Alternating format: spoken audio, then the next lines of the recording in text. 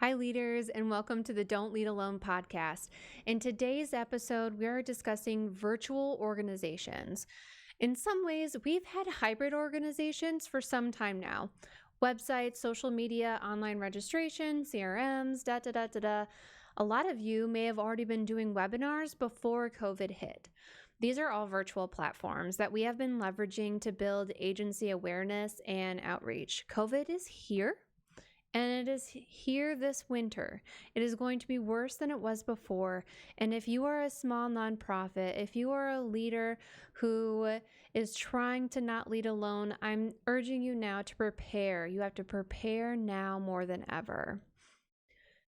When I talk about virtual platforms with my smaller sites, there's a lot of hesitation. We just want to get people back here. This can't last much longer. That seems like quite an investment. What if no one uses it? And so much more. I'll tell you what I told them. Change is scary. Change is scary. The investment in these new systems can be scary. I'm not going to lie to you about the cost. It's anywhere from free to $30,000 a year.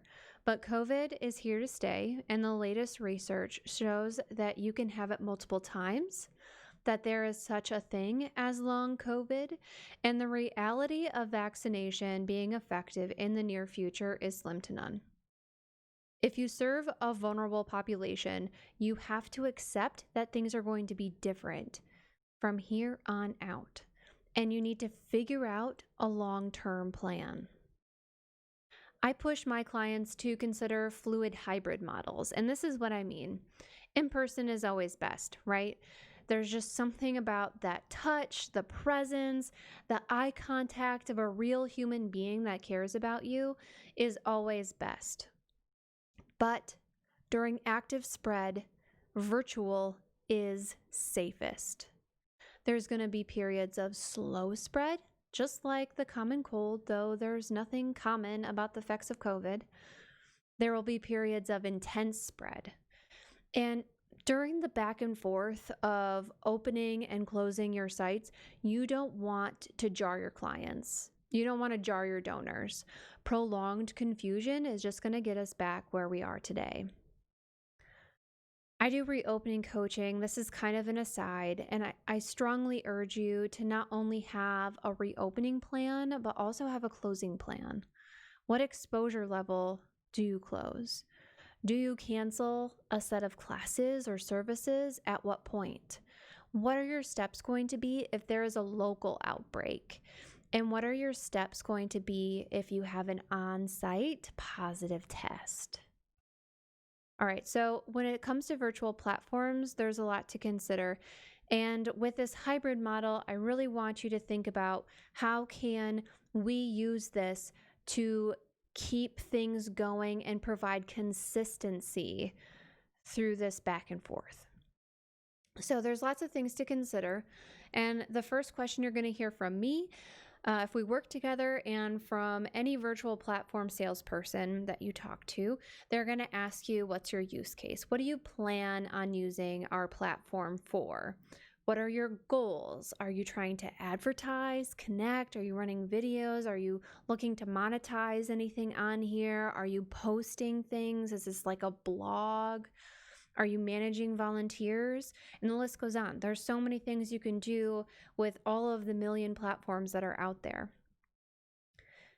First step, I always like to do this first step with my clients and encourage them to do that. So I'm encouraging you to do this.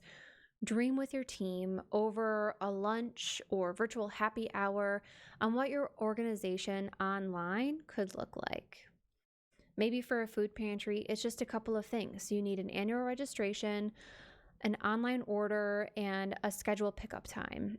Honestly, I think you could do just this with an online form, something like Calendly or Jotforms, maybe combine them and you'll be all set.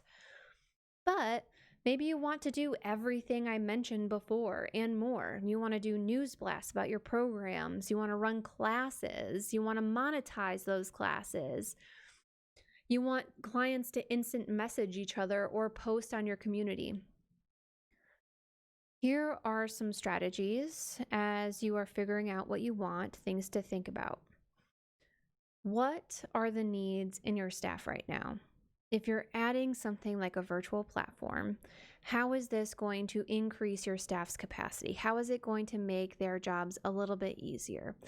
Maybe if you run a care partner support group, this allows your people to meet together or to have a speaker or do check-ins via Messenger because they're terrible about their emails. What are the needs of your client base right now? Are they looking for that connection? Are they looking for that class? Or are they looking for something else entirely? Are they looking for things to be easier? Are they looking for things to be automated? What are they looking for? What do they need right now?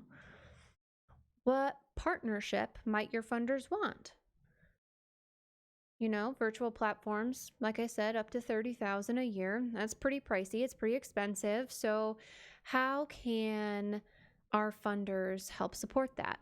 I use a platform that's about $10,000 a year, and then an additional $3,000 for the mobile app feature, and so much more accessible than $30,000, by the way. But how could a funder help me with that? How could they partner with me?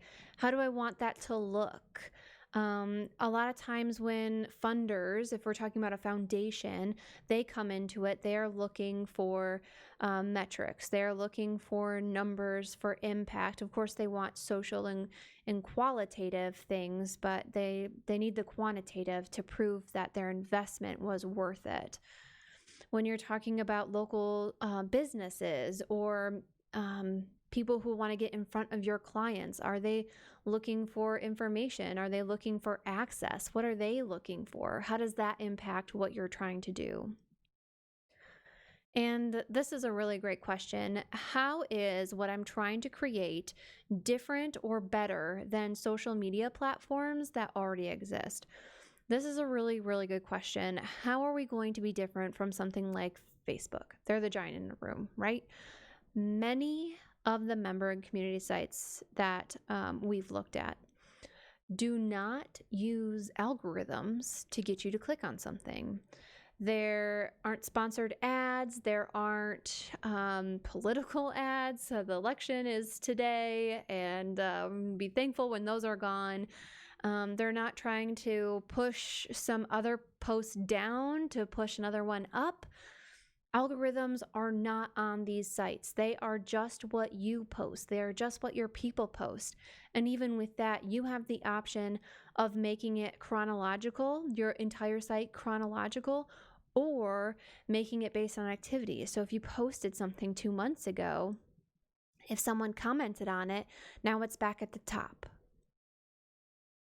And another thing that I really like about a lot of these communities that we have vetted, there's a lot of social media sites that are out there that have questionable privacy settings or really confusing settings in setting it up. But with our communities, we get to set it up exactly how we want it. And then we can give a lot of control or no control to our people when they get on there. And, especially when we're talking about privacy, some of you may have to think about HIPAA as you develop a virtual platform. How is HIPAA going to impact you doing it or realistically not doing it? Taking features off of what you offer. So you find a few. You find a couple of demos that you really want to do. Anywhere from affordable to pricey, right? You still need to ask the right questions because sometimes there's these little hidden things and even the more affordable options that sneak up on you when you weren't ready for. And I would hate for that to happen to you. You don't have time for that.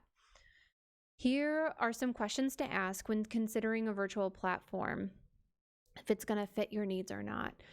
First, know that there's the terms of use, privacy statement, and cookie policy. Sometimes platforms have a base for you to work off of, and sometimes they don't have anything. These are legally required for your website, so make sure that you have something in place. what is our payment schedule? Are we looking at an annual payment? Are we looking at semi-annual, monthly? Is there an additional setup cost that we have to pay up front regardless of what our payment schedule is? What do we need for a paywall? Or rather, what do we need for a payment method? So a payment method is something like Stripe or PayPal, things like that. A paywall is how people check out. So when clients pay, what is the cost share? So if your paywall is part of the virtual platform, often there is a cost share. They are providing this paywall service so your people can use their payment method without leaving your site. Since they're providing the paywall, they take some cost share. I've seen it as low as 0%, and I've seen it as high as 10%. And then if you throw in the Google and Apple apps, they take an additional cost share plus taxes. So that is all really good things to think about. If you normally charge your client $10 and you get like $9.50 of that because there's still credit card fees, if you still get $9.50, that's not going to be the case when you're using something like this. You could, out of $10, only see 7. Out of $10, you could only see 6.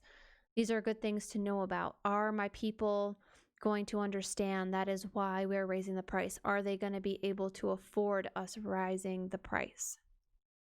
What integrations do you offer? And do you have an open API? API is how you manually do integration. So if you want to have some automation built in, let's say you have a webinar service and you have that paywall or payment method, the API is what allows them to talk together. And so they have native integrations, but sometimes you have to do that manually with the API. Do you have someone to train us? Does that have an extra cost?